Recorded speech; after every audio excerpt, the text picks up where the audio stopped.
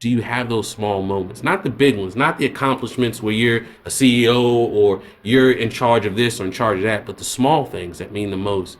The times where you said the I love yous, or the times where, you should have hugged them before you jumped on the plane when you didn't. I mean, those are the moments that you really want. And you get those moments in between the shows that you're watching.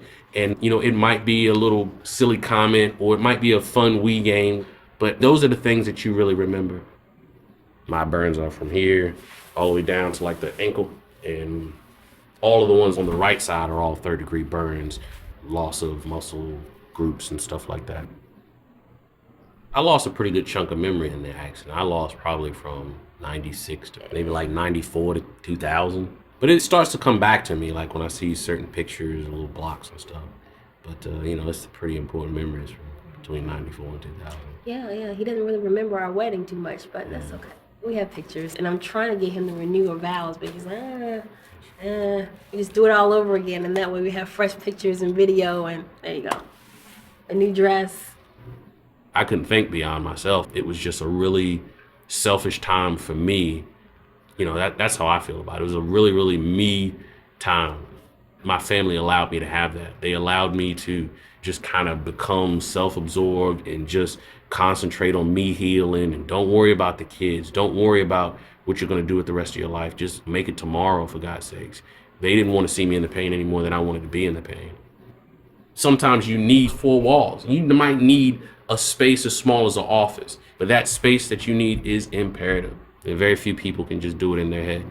If you don't have that alone time, I think that you're not going to be good for anybody.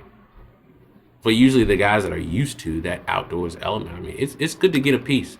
And if you're rolling around and you can't walk in the woods, I mean, for God's sakes, you don't got to tell the guy he's in a wheelchair, he can't walk in the woods. He understands that. But if you bring him as close as he can to it, that's all. What else can you do? Just bring me as close as I can to what I had, or at least seeing what I have. And the best thing for a father is to at least see his son out there. On really hot days, we really kind of keep the curtains closed, kind of keep it a little cooler so it's not as hot. Shit, you could tint the windows on the house. If that wouldn't be crazy expensive, that'd be awesome. Right. But not the blackout shades. The blackout shades, those are great. They're great, but they're ugly. They're so ugly. You have to stretch it, or you have to go to physical therapy. You have to rehab it.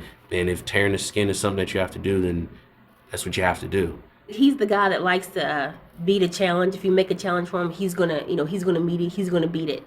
So, okay, I'll make everything normal, maybe a little bit higher, or maybe just a little bit uncomfortable. So it makes him kind of push him a little bit further to do what he wants everything to be as normal as possible. It's really, really satisfying to see the kids or anybody else in the family just enjoying also the house. Or, even when the kids got their little cut over there, that's like their little section. If you can get everybody in a shared space, if you make sure that your kitchen doesn't have a wall in it, your mom can be in there cooking and looking at her son play the Wii, looking at her husband watching TV, drinking a beer, as little walls as possible.